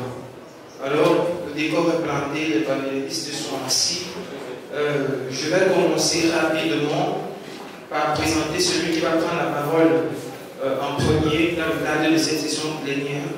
je m'en vais vous présenter M. Ateba, chef de projet salaire 2023, qui aura le plaisir de nous parler de de présenter le salaire 2023 et le salaire en général, et le salaire 2023 en particulier. Mesdames, Messieurs, Monsieur le chef de projet, M. Ateba, merci. Bonjour à tous, je vous remercie d'avoir pris de votre temps pour participer à cet échange que nous avons organisé. Je vais tout d'abord parler du comité d'organisation. Parce qu'il ne faut pas penser que l'événement réside sur mes seules épaules. Je suis bien entouré et mentoré même par le docteur Florence Pala. Je travaille avec de nombreux étudiants jeunes comme moi, une bonne vingtaine dans le comité d'organisation, c'est-à-dire on a des volontaires qui sont prêtés pour l'organisation de ce salon, qui soient issus d'établissements privés, publics, des doctorants, on a un peu le tour dans le comité d'organisation, mais ils sont tous issus des filières, donc le mérite est à eux aussi, pas à moi juste. Donc voilà, la tâche qui m'a incombé aujourd'hui est de présenter le salon national du mouvement des communes vertes. J'ai l'impression que la tâche ne sera pas prête. Effectivement, un dossier de présentation avait été commis d'office. Certainement, quand la présentation sera prête, vous pourrez en prendre connaissance. Mais il va s'en dire que le Salon national de l'emploi des communes vertes est un projet qui a eu son âge aujourd'hui. Nous avons organisé, toujours sur le patronage du ministère de l'Environnement, de la protection de la nature et du développement durable et du ministère de l'Emploi, la formation professionnelle, une édition en 2022, toujours au mouvement de la réunification. La thématique portait sur le Cameroun face à la triple puissance de création d'emplois, de génération d'emplois, création de richesses et protection de l'environnement. Fort donc des travaux qui ont été issus de l'existence d'un rapport depuis le 25 pages qui a été commis par justement le comité d'organisation. Les préoccupations qui revenaient étaient la compréhension autour des métiers verts. Et justement, dans les différents ateliers, nous avons pu constater qu'il y a d'abord une différence fondamentale entre les métiers verts et les métiers verdissants. Pour ce qui est des métiers verts, il s'agit des métiers qui ont cette finalité de protéger l'environnement. Or, nous avons les métiers verdissants qui, quant à eux, intègrent une nouvelle grille de compétences, mais qui sont aussi à de l'environnement. Et surtout, pourvoyeurs d'emploi. Le Bureau international du travail présente l'économie verte comme étant le plus grand pourvoyeur d'emploi en Afrique subsaharienne d'emploi sans pouvoir. On ne comprend pas pourquoi les jeunes continuent d'échouer. Or, on a un tel potentiel d'employabilité. Il était question pour nous d'offrir un accompagnement du gouvernement camerounais un instrument pour pouvoir permettre à toute la population, qu'ils soient des jeunes ou des personnes en quête de reconversion ou d'orientation, parce qu'il faut le dire, justement le salon a vocation à l'orientation. Le développement durable a un agenda à l'horizon 2030. Il serait superflu d'avoir les gens qui continuent de s'orienter aujourd'hui dans les énergies fossiles. Par exemple, quand on sait que les métiers seront appelés à disparaître, en venant au salon, vous savez que bon, voilà, nous sommes à l'ère du renouvelable, autant mieux s'orienter dans ces énergies vertes-là qui sont gages d'une certaine employabilité, d'une certaine stabilité, même dans l'emploi. Ça sert à rien de travailler aujourd'hui pour perdre son emploi demain et devoir aller se reformer sur de nouvelles compétences. Donc, je tiens à vous présenter, adresser les remerciements de tout le comité d'organisation d'avoir pris notre temps pour être là. Nous avons un dossier de préparation qui a été prévu, que vous pourrez apercevoir sur l'écran de présentation. En termes de présentation, il faut dire que le développement durable est un engagement historique avec pour ambition affichée de jeter les bases d'un développement avec une certaine accointance à ce qu'on peut appeler l'inclusion sociale, mais également une soutenabilité ou même une durabilité de notre croissance économique. Dans la croissance, dans la compétition de pour moi qui s'engage aujourd'hui, il est question que la mise en place de l'économie verte au niveau du Cameroun soit évidente, car le Cameroun possède un énorme potentiel de ressources qu'il convient de mettre en valeur, en soutenant notamment les initiatives propres et qui sont du ressort des filières vertes. L'économie verte est donc porteuse de ces opportunités d'emploi qui soient du ressort des métiers verts ou des métiers verdissants. parlant d'économie verte, beaucoup nous demanderont certainement c'est quoi l'économie verte. Certainement, mes copanélistes pourront vous entretenir de long en large sur la thématique, mais il faut savoir que selon le programme des Nations Unies pour l'environnement, l'économie verte apparaît donc comme une économie qui entraîne une amélioration du bien-être humain et de l'équité sociale, tout en réduisant de manière significative les dégâts environnementaux et l'utilisation rationnelle des ressources. Quels sont les emplois de l'économie verte? On l'a dit, nous avons les métiers verts et les emplois verdissants. Parlant des métiers verdissants, ce sont des professions dont la finalité n'est pas environnementale, mais qui intègrent des nouvelles briques de compétences pour prendre de façon significative et quantifiable la dimension environnementale dans le geste métier. Pour les métiers verts, ce sont les métiers dont la finalité, on va remonter un peu, ce sont les métiers dont la finalité, les métiers dont la finalité et les compétences mises en œuvre contribuent à mesurer, prévenir, corriger les impacts négatifs et les dommages sur l'environnement. On va descendre, on va passer le slide.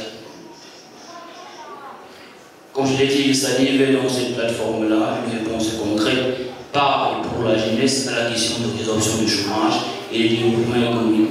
Un instrument au service du gouvernement dont la première édition a d'ailleurs été organisée en 2021 sous le copatronage des ministères suscités. Et selon les statistiques et sondages, après la première édition, ce salon s'impose de plus en plus comme un rendez-vous majeur pour la jeunesse en matière d'emploi durable et d'orientation académique.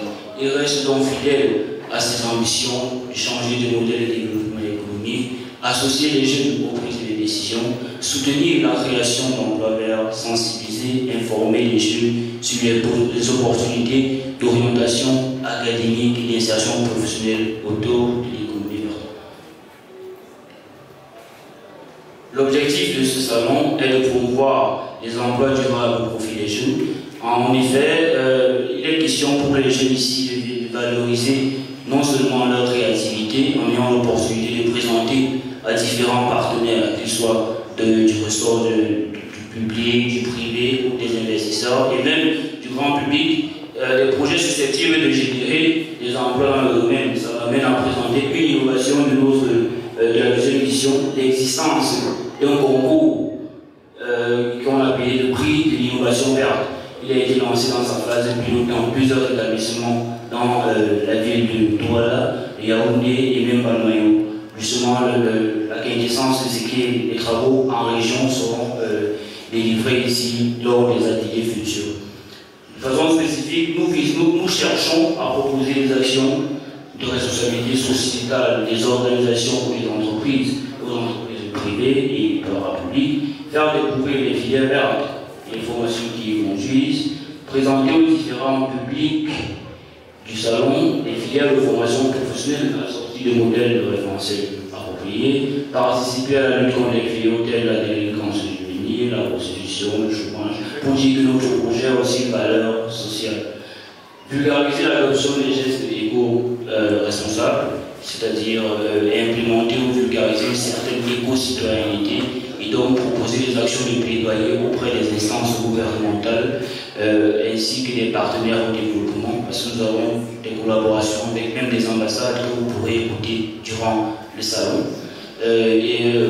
Pour la mise en place de mécanismes et dispositifs de financement en faveur des jeunes en situation de chômage dans les communautés.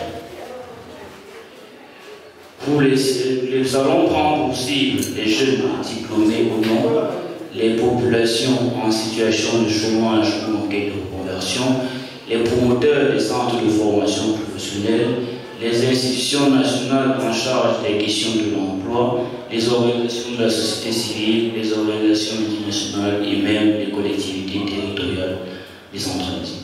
Dans sa deuxième édition, le salon a eu un tour de format.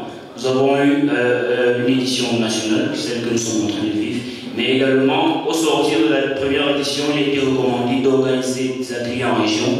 À cet effet, donc, nous avons organisé à Douala, à l'Institut panafricain de développement, un colloque régional de l'emploi et de l'économie verte. dont la restitution sera faite ici même avec plusieurs partenaires académiques. Je peux citer l'Institut Kakikam de Douala, l'INSEP de Douala et bien d'autres.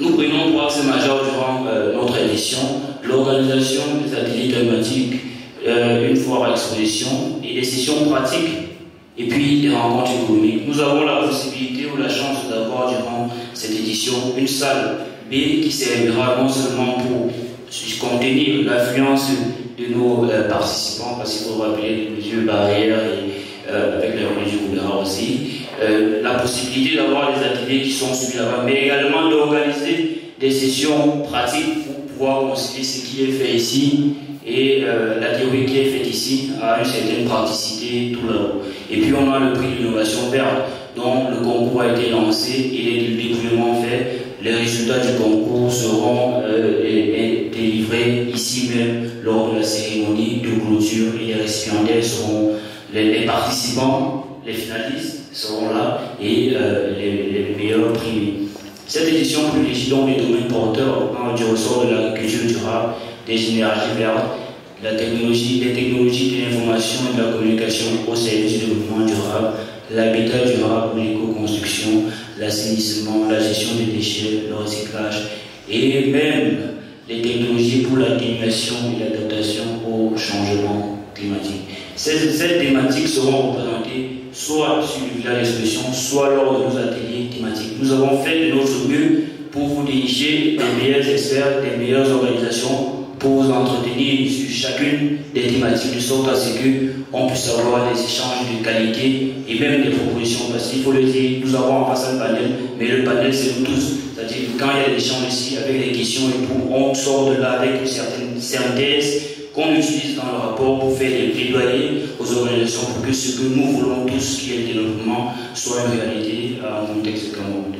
Et donc les résultats dans notre deuxième édition sont le développement déjà d'une éco-citoyenneté effective sur le plan local et même national, la tenue des colloques dans les régions de la Damawa et du littoral. Malheureusement, du fait de l'organisation des Jeux universitaires, nous n'avons pas pu organiser le colloque prévu à la Damawa et ce sera chose prochaine. Mais dans le littoral, l'atelier a été organisé et vous aurez, comme je l'ai déjà dit, la restitution ici. La sensibilisation et l'augmentation d'au moins 500 000 jeunes aux emplois durables, que nous soyons en présentiel ou en distanciel. Nous disposons de mécanismes importants de communication sur les réseaux avec notre partenariat, avec notre partenaire Écrit Média qui justement diffuse nos différents événements, nos ateliers en ligne, que vous soyez sur YouTube, Google et autres, les publications sur nos différentes pages sponsorisées et même l'identification donc de la valeur et la mise en compétence, la mise en valeur des compétences vertes locales, la vulgarisation des nouvelles filières de formation professionnelle pour des emplois et la mobilisation des personnes en recherche d'emploi dans une démarche d'insertion pour créer ce parcours professionnel sur les métiers verts. Les derniers résultats que nous cherchons, nous escomptons ici la prise en compte de la relance verte nécessitant l'élaboration de nouvelles politiques publiques. Il faut dire que nous pensons que la protection de l'environnement ou l'économie verte a un rôle à jouer dans la relance économique, qu'on soit post-Covid ou même dans la marche vers l'émergence de notre République. Donc avec les ateliers que nous organisons ici, les plaidoyers qu'on fera, nous espérons que de nouvelles politiques publiques intégrant donc la dimension verte de l'économie soient intégrées, par exemple, je dirais tout bête, mais je pense que justement dans certains appels d'offres qui sont lancés, on pourrait ajouter par exemple des conditionnalités vertes, c'est-à-dire les entreprises qui peuvent postuler à un appel d'offres devraient avoir un certain niveau de mise en place de développement durable dans l'organisation. Cela faciliterait ou contribuerait naturellement à accroître le verdissement de notre économie. Donc voilà ainsi présenté la vision et la volonté du Salon national de l'économie verte dans sa deuxième édition. Il est régi par le cabinet CMS Group, qui est un cabinet en management et communication. Et donc, si vous avez besoin d'informations, de partenariat ou même des questions, je suis tout. Merci.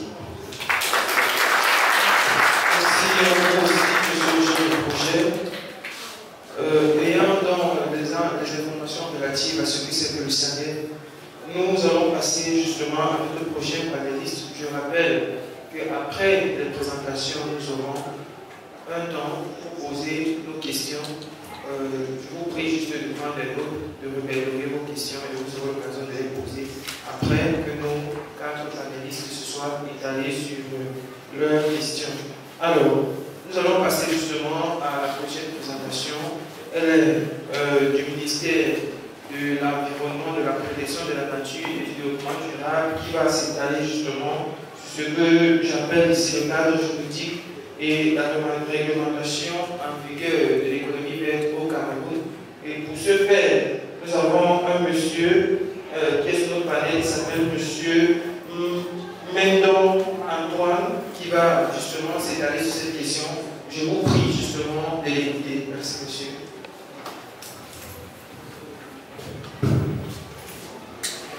Merci monsieur le président.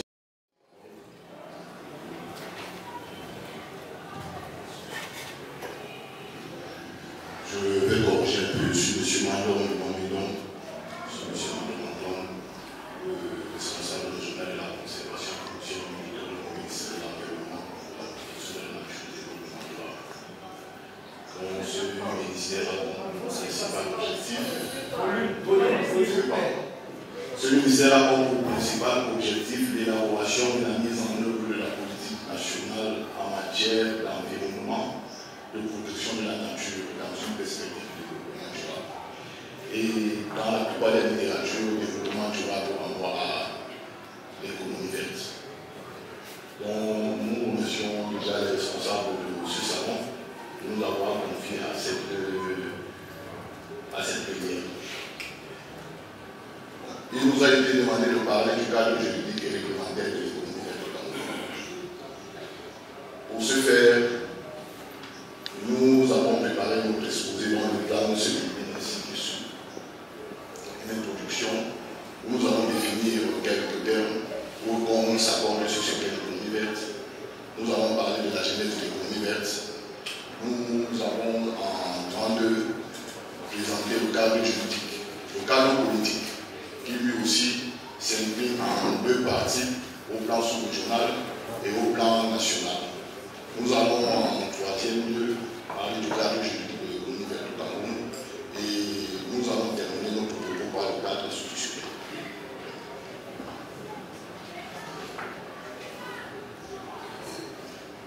Économie verte, nous allons commencer par les définitions. Le chef du projet a défini tout à l'heure l'économie verte. Je vais me reprendre. L'économie verte est une économie dont la croissance en termes de revenus et d'emploi est déterminée par des investissements afin de réduire les émissions de carbone et la pollution, renforcer l'efficacité énergétique et les ressources, empêcher la diminution de la biodiversité et des services écologiques. C'est un ensemble d'actions prises en faveur du développement durable, compris comme un mode de vie qui promeut l'utilisation rationnelle des ressources pour nos besoins sans compromettre ceux des générations futures. Pour le programme des Nations Unies pour l'environnement, l'économie verte est une économie qui entraîne une amélioration du bien-être humain et de l'équité sociale tout en réduisant de manière significative les risques environnementaux et les pénuries de ressources. Le cadre juridique et réglementaire, c'est un ensemble de règles et de lois qui régissent les relations entre les personnes, les biens, les contrats et les activités économiques. En termes plus concis, c'est l'ensemble des lois et des décrets qui encadrent un secteur d'activité. La genèse de l'économie verte. L'économie verte répond au Conseil de développement durable et a vu son importance accroître depuis le début des années 90 avec la prise de conscience mondiale des effets néfastes des actions de l'homme sur l'environnement. En effet, pendant longtemps, les politiques de développement et de croissance économique ont privilégié l'accumulation rapide du capital physique, financier et humain au détriment de la croissance durable, au détriment de l'environnement, dans l'épuisement excessif du capital naturel. L'idée d'une croissance durable, ouverte, issue de l'économie verte apparaît comme une option de développement économique permettant de concilier la gestion durable des ressources naturelles, la création des emplois, la lutte contre la pauvreté et la production des richesses. L'atteinte des objectifs de développement durable passe par le verdissement de l'économie verte. Il s'agit d'un nouveau modèle envisagé par les organisations internationales à l'instar du PNUD, Programme des Nations Unies pour l'environnement, de l'ONU, de l'OCDE, qui ambitionne de réconcilier croissance économique et environnement en vue de réaliser les objectifs du développement durable. La conférence de Rio + 1 des Nations Unies sur le développement durable tenue en juin 2012, avec comme entre autres thèmes la promotion de l'économie verte comme axe stratégique dans un contexte d'éradication de la pauvreté et du développement durable, reconnaît l'économie verte comme outil de développement durable et d'éradication de la pauvreté. Ainsi, la croissance verte consiste à favoriser la croissance économique et le développement tout en veillant à ce que les actifs naturels continuent de fournir les ressources et les services environnementaux sur lesquels repose le bien-être de l'humanité. Le concept d'économie verte est aujourd'hui au cœur des stratégies de politique de développement durable. C'est un concept nouveau qui suscite autant d'intérêt que de controverse. Comme toute activité humaine, l'économie verte doit s'insérer dans un cadre normatif en particulier. Il est à noter qu'il n'existe pas encore au Cameroun des textes juridiques spécifiquement applicables à l'économie verte. Néanmoins, un certain nombre de lois, de conventions existent qui peuvent influencer le développement de ce modèle économique. Pour entrer maintenant dans le sujet qui nous intéresse, nous l'avons divisé en cadre politique, en cadre juridique et institutionnel. Parlant du cadre politique, nous avons voulu scinder en cadre sous-régional parce qu'il y a un certain nombre d'actions.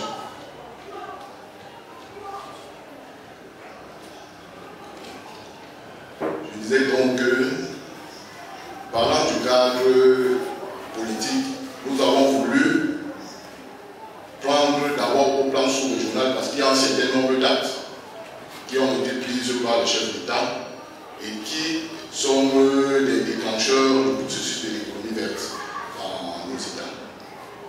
Donc un certain nombre de dispositions existent qui permettent d'augurer de bonnes perspectives pour l'économie verte au Cameroun. Je vais les citer. La déclaration de Yaoundé en 1999, adoptée au sommet du chef d'État d'Afrique centrale. Le traité relatif à la conservation et à la gestion des écosystèmes forestiers d'Afrique centrale du 5 février 2005. La déclaration des ministres de la CEAC de mai 2012 sur le développement et la promotion de l'économie verte à l'Afrique centrale. Nous allons citer, j'aime rappeler certaines décisions des chefs d'État. La première décision numéro 27 CEAC CCEG 16 du 16-15 du 25 mai 2015 portant création du Fonds vert pour l'économie verte en Afrique centrale. Elle constitue l'outil financier principal pour le développement et la promotion de l'économie des ressources naturelles des pays membres de la CEAC. La décision 34 CEAC CCEG 16-15 du 25 mai 2015 portant adoption de l'institutionnalisation de la conférence des ministres de la CEAC sur le développement et la promotion de l'économie verte en Afrique centrale. La décision 35 CEAC CCEG 16-15 du 25 mai 2015 portant adoption des programmes sectoriels pour le développement et la promotion de l'économie des ressources naturelles des pays membres de la CEAC. Cette décision, cette dernière, adopte la liste des programmes sectoriels pour le développement et la promotion de l'économie verte en Afrique centrale et les textes portant sur le choix des États membres de la CEAC sur les programmes sectoriels de l'économie verte à développer au niveau national et sous-régional. Au plan national, nous avons un certain nombre de stratégies qui promeuvent l'économie verte. Nous avons cité la stratégie de réduction de la pauvreté, le 2003, DSCE, le document de stratégie pour la croissance et l'emploi, DSCE, le plan national de développement industriel, PNDI, le plan national de gestion de l'environnement, le 96, qui fait l'objet d'une révision en 2012 pour devenir le PNGE2. La stratégie et plan d'action national sur la biodiversité de 2000, qui a déjà été plusieurs fois réalisée. La stratégie cadre en vue d'autres conventions de l'UE, dont le plan national de la communication 2004 sur les changements climatiques, la stratégie nationale RED+, la stratégie nationale d'accès et de partage des avantages liés à l'utilisation des ressources génétiques et biologiques, le plan national de gestion intégrée des ressources en eau, la stratégie de développement du secteur rural de 2010, qui a été révisée en 2012.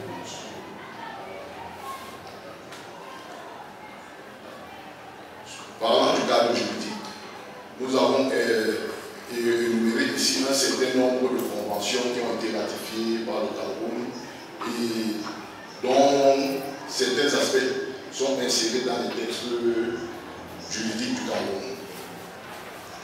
La Convention sur la diversité biologique signée en 1992 et ratifiée en 1994 qui dispose que la conservation de la diversité biologique est une préoccupation commune à l'humanité.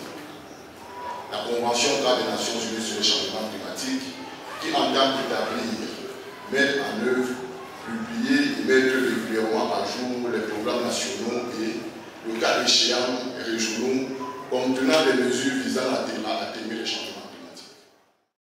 Procéder à la labellisation vert pour les entreprises partenaires du programme de promotion des emplois verts.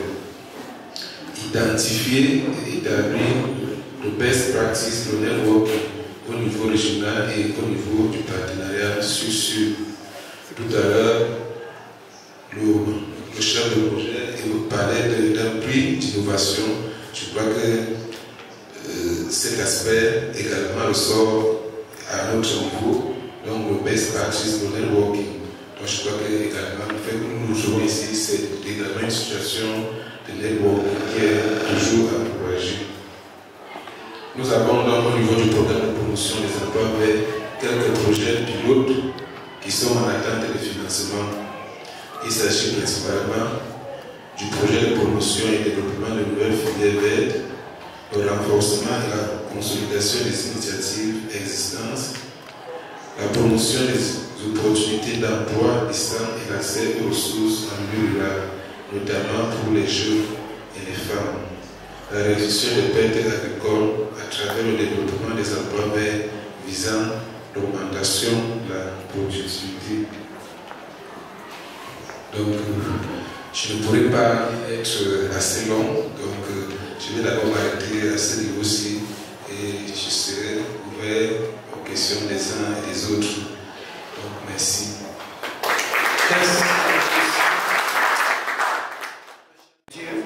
Il vient nous parler de cette information et même des opportunités d'emploi que renferme et cache l'économie verte en général. Alors, je vais présenter ici le docteur Pathé Wilfried. Il est de l'Université catholique d'Afrique centrale. Il va nous diriger et nous donner des orientations comme celui que j'appelle ici Moïse. Merci. Merci, monsieur le modérateur. Je commence d'abord par remercier le chef du projet qui a eu cette initiative depuis l'année passée, parce que c'est ma deuxième fois de participer à ce salon. Je remercie également le représentant du ministère de l'Environnement et je remercie également le représentant du ministère de l'Emploi ici parmi nous. Ma joie est grande. Laissez-moi également de vous faire part de ma grande satisfaction de voir cette équipe s'investir dans des initiatives porteuses d'emploi dans l'avenir. Ce que je peux dire, c'est que depuis 1972, avec la conférence de Stockholm et Rio, en passant par 1992 avec l'adoption des grandes conventions relatives au changement climatique, gestion des déchets,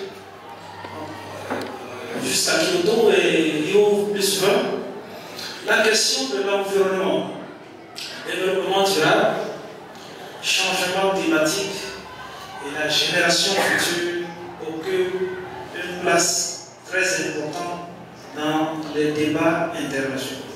Je peux vous donner un exemple. Maintenant, les conflits armés, les gens ne se préoccupent plus.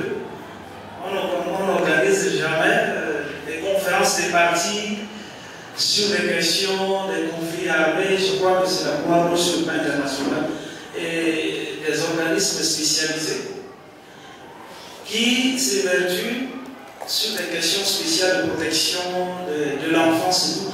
Mais on voit maintenant des COP qui s'organisent sur la question du changement climatique, environnement, développement durable. Et là, s'inscrit une question très fondamentale, l'économie verte, que j'ai structurée en 6 secteurs. Donc, nous avons l'énergie renouvelable, la construction écologique, moyens de transport, gestion de l'eau, gestion des déchets, aménagement du territoire. Ce sont ces secteurs qui tournent autour de cette économie verte. Mais comment se spécialiser? Comment s'orienter? Et quelles sont les opportunités? Je prends par exemple, quelqu'un peut s'orienter vers une filière de gestion et valorisation des déchets. Aujourd'hui, dans la plupart des pays, comme le mien par exemple, je ne parle pas la plupart des cas du Cameroun, la question des déchets occupe le débat à la télévision, radio, je ne sais pas, dans les journaux. Parfois, même si vous arrivez sur Paris, vous allez voir qu'on tire sur le maire de la capitale. On dit, mais il faut démissionner. Mais ceux qui écrivent, ceux qui publient, pourtant ceux-là peuvent se spécialiser dans le domaine de la gestion et valorisation des déchets. Déchets ménagers. Merci aussi à vous, docteur, pour cette orientation que vous avez transportée justement dans la nature et la qualité d'emploi que nous pouvons avoir lorsque nous nous spécialisons dans le secteur des économies vertes et des métiers verts. Alors, certainement, il y a des gens qui ont envie de poser des questions, peut-être dans le cadre des programmes, peut-être dans le cadre des formations, des orientations liées à ces métiers-là. Je pense que les questions, il y en a. Alors, je vais permettre de poser 4 questions, c'est-à-dire une question à chaque. Merci, monsieur le modérateur. Je voudrais remercier aussi la qualité des exposés. Je suis Déclément Ateba Lobo. Je suis directeur du Centre pour la protection de l'environnement et le développement durable. C'est une OSC de droit camerounais qui est basée en face au Cameroun, ici à la ma question va aller aux 2 premiers exposants. Le représentant du MINEFOR, M. Dengue, et M. Madon. Je voudrais, par rapport, ma question, c'est sur les guichets. Est-ce que c'est bien pour le responsable de l'entrepreneuriat vert féminin au MINEFOR. Je vous remercie déjà pour vos présentations. Chacun de vous vraiment m'a édifié dans mon domaine. Je voudrais poser une question spécifiquement à M. Mandon Antoine concernant le fonds vert. Au quotidien, je m'occupe des jeunes femmes promotrices et qui ont vraiment des projets porteurs, créateurs de richesse et d'emploi. Nous savons que le Front Vert existe et qu'il est logé maintenant près de nous au ministère au Minetec. Mais je dois dire que c'est difficile pour nous au niveau des procédures. Comment nous faisons pour avoir accès à ce fonds? Parce que nous voulons vraiment accompagner les promotrices, nous voulons accompagner. Vous savez sans doute eu connaissance de la circulaire du ministère de l'Enseignement supérieur portant lancement du statut national d'un étudiant entrepreneur au sein de nos institutions universitaires publiques et privées. Alors j'aimerais savoir comment, au niveau du ministère de l'Emploi et de la formation professionnelle, et à travers son programme d'appui emploi jeune, vous soutenez les initiatives entrepreneuriales jeunes au sein de ces institutions, parce que je suis au courant, moi-même je suis une expérience de beaucoup de ces jeunes étudiants qui ont des initiatives entrepreneuriales et qui concernent même justement l'économie verte. Merci.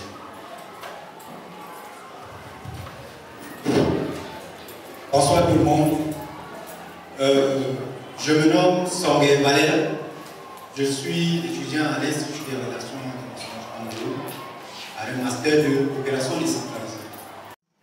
Et seulement, je voulais savoir si, au niveau de l'UQAC, déjà je voulais avoir votre spécialisation en tant qu'enseignant à l'UQAC.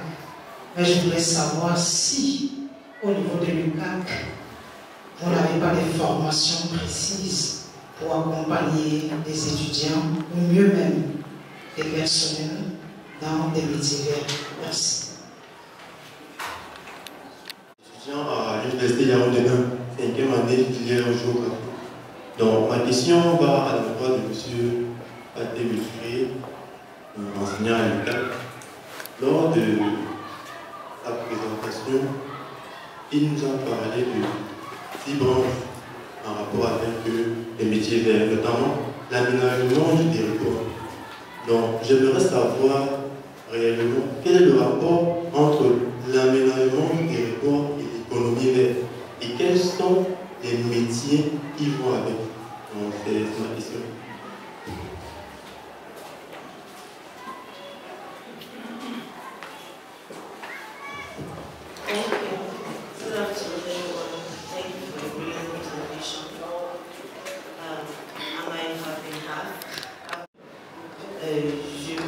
J'ai un petit souci à propos de l'inondation, puisque la nouvelle vient de nous frapper ce matin pour le Congo et le Rwanda est frappé par l'inondation.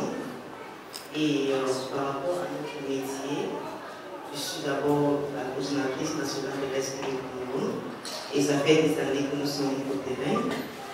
Le problème de l'inondation, le problème de l'inondation n'est pas si facile et je ne sais pas. Ça me rend peur de savoir que le Cameroun, jusqu'à ce niveau, n'a pas déjà des solutions pour cette chute effrayante, puisque ça frappe le Congo qui est juste ici en bas, mais ça va frapper le Cameroun. Donc j'aimerais demander au gouvernement, aux représentants du gouvernement, s'il y a déjà des stratégies pour éviter ce qui arrive au Congo.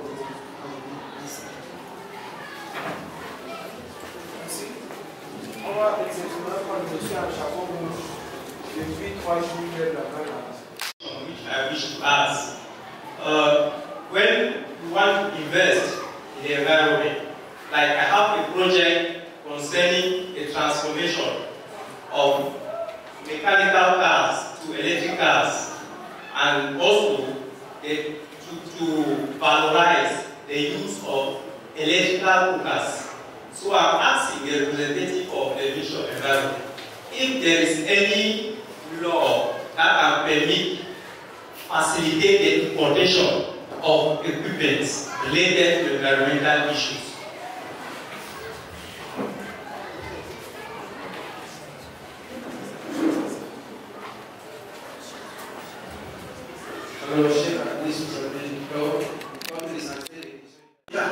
Non, l'État doit tout faire, non. Il y a aussi des bourses, mais c'est la manière, la question de la procédure. Il faut respecter les procédures. Par exemple, il y a une bourse qui circule partout. La Croix-Rouge, c'est 18 000 €. Il faut monter un projet avec une revue de littérature et spécialisée. Ceci est jusqu'à 21 000 €, mais les gens ne sont pas informés. Là, il faut s'informer. Nous tous, on a des téléphones, on a des appareils, au lieu seulement de circuler sur des réseaux compliqués, mais on peut s'informer. On peut mettre le méga, on s'informe sur les formations. Il y a certaines formations gratuites. Par exemple, une formation gratuite que je ne sais pas si c'est en Égypte, ils offrent une formation gratuite, mais c'est financé par l'OIF. Il faut s'informer simplement. Maintenant, pour revenir sur la deuxième question, la question de l'aménagement du territoire. Toutefois, on ne peut pas empêcher les peuples humains de causer, parce que la plupart de ces problèmes sont logés dans le public. C'est les êtres humains actuellement, on a une prolifération des plastiques, de l'emballage, on peut tout ça, on voit la gestion des déchets. Et lorsque ça se retrouve dans les drains, ça construit des drains. Et ça peut créer des inondations qui peuvent partir d'un petit et s'agrandir. Ça dépend du flot. Donc il y a déjà un certain nombre d'outils qui sont mis en place. Mais il faudrait aussi que la population adhère à ces outils et les mette en œuvre et respecte les textes qui encadrent la mise en place d'un certain nombre d'ouvrages.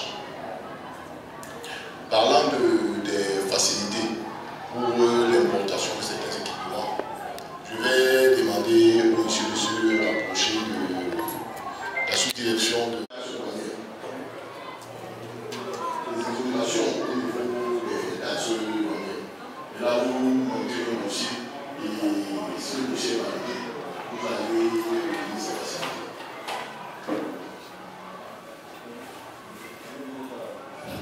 Je vais peut-être changer un peu à une question, notamment quelle corrélation entre l'aménagement du territoire et l'univers et faire des innovations au Cameroun, compte tenu de la situation au Congo.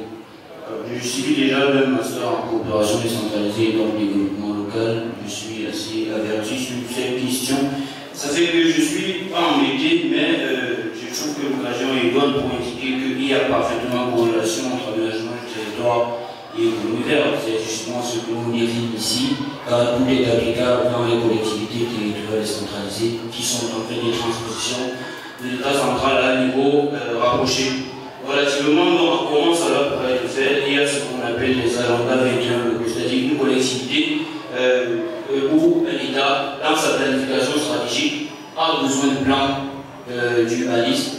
Ça fait qu'on a déjà le métier d'urbaniste, qui sont des emplois durables, a besoin d'une certaine architecture de la ville. Il y a les quartiers, il y a les plans de quartier, tout ça, ce sont les métiers de l'économie verte. Bien évidemment, on a plusieurs métiers qu'on peut citer, qui sont des ressorts de l'éco-construction, c'est-à-dire l'éco-construction et les matériaux écologiques, qui entraînent des emplois verts, de l'architecture, je l'ai déjà dit, même de la gestion des canalisations et des égouts. Ça me fait rebondir sur le problème des inondations. Évidemment, une collectivité ou l'État peut décider d'avoir un plan de canalisation.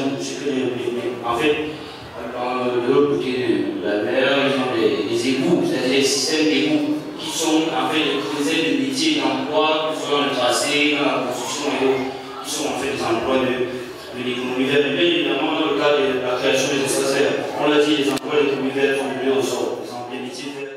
Recherche, éducation, orientation et insertion professionnelle dans l'économie verte a reçu l'intervention de deux participants. D'abord, parlons des enjeux et défis de l'économie verte au Cameroun. Madame Christelle Machinda parle du constat d'une multitude de crises écologiques. Face à cela, le Cameroun doit se servir de ces crises comme des opportunités de développement et de renforcement de l'équité. Du propos de Madame Machinda, en termes d'enjeux, on retient que pour le Cameroun, il importe d'identifier les secteurs porteurs et y investir.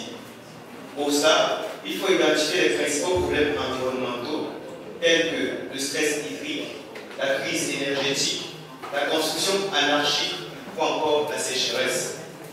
Une attention particulière a été mise sur les énergies renouvelables et la gestion des déchets. S'agissant des énergies renouvelables, elle s'est appuyée sur ceux produisant de l'électricité, notamment l'éolienne, la biomasse, l'hydraulique, le géothermique et le photovoltaïque. L'énergie est l'un des fondements de l'économie verte, a-t-elle souligné. Notre pays est majoritairement alimenté par des centrales thermiques sauf que celle-ci consomme du carburant qui est à la fois cher financièrement et sur le plan environnemental. Parlant des énergies photovoltaïques, le Cameroun dispose d'un fort potentiel en la matière qui est toutefois faiblement exploité, notamment dans les régions septentrionales. Les défis de ce secteur sont les retards des investissements, la faiblesse de l'exploitation des infrastructures disponibles. En termes de conseil à l'État du Cameroun, Madame la représentante de la SEC invite les autorités à résorber le problème de l'exploitation des ressources disponibles et de se positionner comme exportateur d'énergie électrique dans la sous-région. Les avantages que pourrait procurer cette source d'énergie sont la réduction des gaz à effet de serre, la facilité d'accès pour les populations rurales aux énergies vertes à des coûts mesurés, réduisant ainsi le recours à ce qu'elle appelait les boîtes d'énergie. Permettre au gouvernement de réaliser des économies, stimuler la recherche scientifique et l'innovation, et enfin diversifier l'offre de formation dans nos établissements. En ce qui concerne la gestion des déchets, aucune activité humaine n'est à l'abri des déchets. Il faut donc essayer de les réintroduire dans les circuits socio-économiques. Le Cameroun actuellement dépense énormément à travers le paiement des prestataires pour la gestion et la collecte des déchets. Malgré tout cela, la quantité de déchets ne diminue pas pour autant, causant de nombreux problèmes sociaux et sanitaires. Une attention particulière dans ce secteur produit des opportunités visant à booster l'économie à travers la création d'entreprises de gestion et de traitement des déchets, la création d'emplois tels que les conducteurs de camions, les opérateurs de tri, les recycleurs, les commerciaux, entre autres. Toutefois, ce secteur fait face à deux défis majeurs que Mme Mathilda a identifiés. Ceux-ci sont le défi du financement et enfin le défi de l'adaptation des politiques. À la suite de cette Cameroun, M. Roger Timon de Polytech a présenté un exposé de la recherche comme moteur de croissance verte. Dans un exposé hautement technique dans sa structure, il est parti de l'hypothèse selon laquelle les fibres végétales sont des sources alternatives aux sources qu'il a appelées les sources de fibres pétro-sourcées ou synthétiques. Pour rendre compte de cela, il a démontré que dans nos sociétés, les plantes sont majoritairement utilisées à des fins nutritives. Aussi, sont-elles sources de déchets? Seulement, en tant que déchets, elles sont souvent abandonnées dans la nature ou alors tout simplement brûlées. Toutefois, est-il important de constater que ces plantes peuvent être, peuvent être tirées des substances importantes qui peuvent être valorisées? Ces substances sont notamment les fibres, la sève ou encore les écorces. Avant de poursuivre son propos, M. Timo a classifié les fibres naturelles en deux catégories. Les fibres organiques qui sont animales et végétales, d'une part, et les fibres minérales. Ces fibres peuvent être utilisées dans l'industrie textile, dans le divertissement, le sport, l'ameublement ou encore l'aéronautique. Enfin, mesdames et messieurs, M. Rodrigue Timon a démontré que la recherche est effective, bien que le secteur soit nouveau. Les jeunes ont tout intérêt à s'y investir, à l'effet de trouver des mesures de fabrication alternatives. Mesdames et messieurs, voilà ici résumé ce que nous tirons à l'extérieur. Merci M. Georges Manjou pour ce reporting.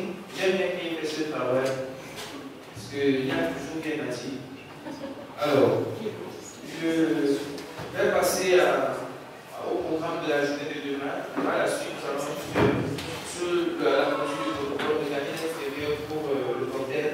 Alors, la journée de demain, nous avons 3 ateliers thématiques. Le premier atelier thématique va porter sur l'économie verte et le développement local. Il y aura 3 exposés, essentiellement la commune de Yaoundé 7, la commune de Yaoundé 3 et le CVUC, commune des villes unies du Cameroun.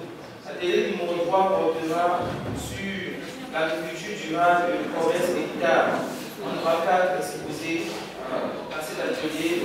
Il y aura le Minader qui va parler de l'agriculture durable au Cameroun, enjeux socio-professionnels. Il y aura le Mutuesa qui va parler de la part du commerce équitable dans le développement de l'agriculture durable au Cameroun. Nous aurons la Sodecao qui parlera de la culture durable dans le secteur du cacao.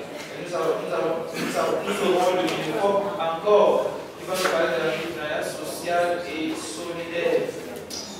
L'idée numéro 4 va porter sur la gestion des déchets et économie circulaire. Alors, nous aurons la Micro Malo qui va nous parler de la gestion des déchets au Cameroun, enjeux, obstacles et perspectives.